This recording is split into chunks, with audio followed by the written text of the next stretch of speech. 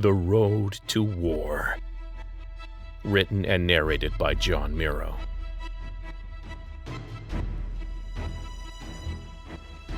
Get more at servingworlds.com. 31. The doctors got Lee hydrated and assessed his vitals. Strong and stable. 0 damage from the cryostints. 0 damage from having his autonomic nervous system temporarily switched off via his interface. 0 damage from the coma the doctors had crash-induced to save his life until they could get his body working on its own again. Willard thought all of that was a slight miracle. Then, while he helped Dr. Kincaid dress Paladin, or Phoenix now, according to the mad scientist doctor people, Lee badgered the man for information about how Lee ended up here and what he'd gone through. "You were looking at one of the original implant test patients," Kincaid said with genuine respect in his voice, "and one of the only fully integrated wielder implants online." "How did he get here?" Bowen asked. "Peace treaty," Willard said, coloring the words with all the disgust he felt. "He was an Earther POW. The Alliance pardoned most criminals, but the worst offenders had to volunteer for dangerous service to get out. Am I right?" "More dangerous than joining fleet?" Bowen gasped. "Might have something to do with Lee having no family to come looking for him. Or that he killed Gub's top military commander on the last day of the Civil War. Oh, I bet that stung." Willard was raging inside. Lee was a war hero, and this is what happened to him? Left for dead, friends never notified, then stapled to a circuit board like a human guinea pig. Yet Zhang had held on, and kept his sanity apparently, unlike Janine Parsons. "He'll help us get out of here, Bone," Willard whispered fiercely.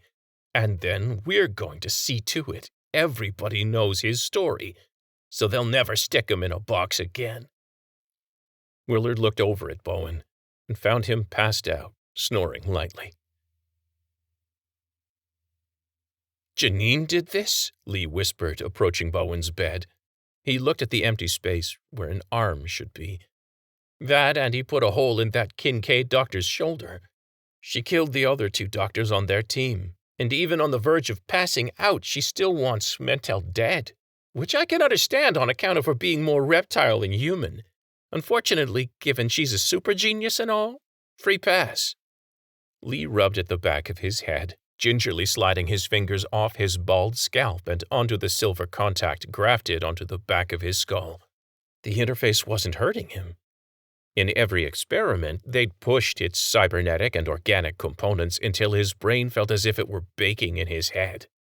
The crysteel ports covering his body still itched something fierce, and a couple of the infected ones burned like hell, but he could hack that. Seeing Willard again made him feel more connected to the galaxy and the stakes of this new war than he had since the day Dr. Mentel showed up in prison, offering him a slim chance to get out, if he survived what she had planned.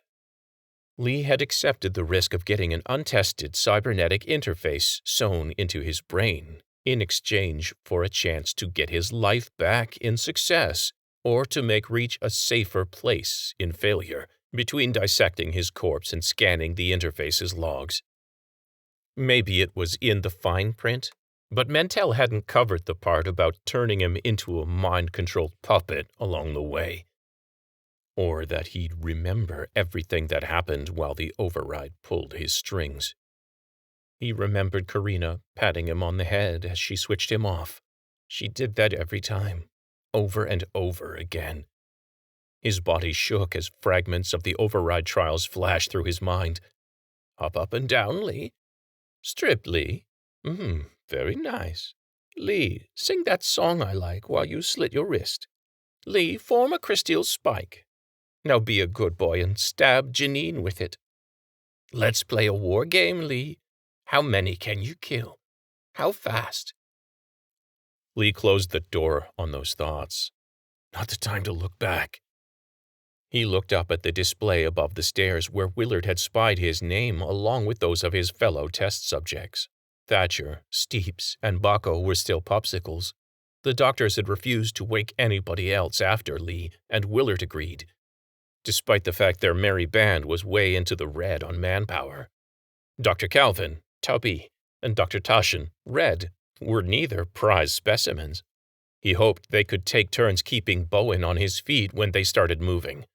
There was no guarantee the other patients would wake up fit enough to move anyway, and there could be side effects from their comas, and there was no guarantee they'd be as lucky as Lee and avoid lasting effects from Mentel interrupting their breathing and other autonomic functions. That left Dr. Kincaid, Scott, to open doors and hold a gun on the delightful Dr. Mentel if necessary. Willard and Lee would need both hands wrapped around their guns. Willard would take point and Lee would take rear guard. Lee didn't like leaving the others behind, helpless in cryo-suspension, but he couldn't imagine Janine coming after their own. "You ready, Paladin?" Lee jumped, startled out of his thoughts and into burning shame, hearing Willard use that word. "Phoenix," he coughed, "not Paladin. Not anymore." What happened, what he did in those tests, the memories that haunted his dreams he wasn't supposed to be able to have, always ending with burning shame. Dr. Mentel tapping him on the head and cooing, "Good boy, Lee," had burned who he had been out of his soul. He was Paladin, no more. He'd lost the right to that name, but he would be the Phoenix Willard needed. He took another look at the names on the display. "I'll come back for you," he promised. "I'll come back." You have been listening to Reach, The Road to War. Written and narrated by John Miro. Music, All This by Kevin MacLeod at Incompetech.com. Hear more of the story at servingworlds.com. Thank you for listening.